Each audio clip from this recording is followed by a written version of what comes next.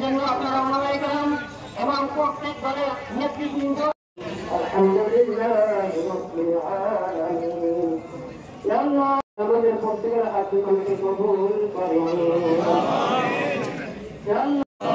আল্লাহ যাদের দ্বারা নির্যাতিত হইতেছে আল্লাহ তাদেরকে আপনি হিদায়াত দিয়ে দিন।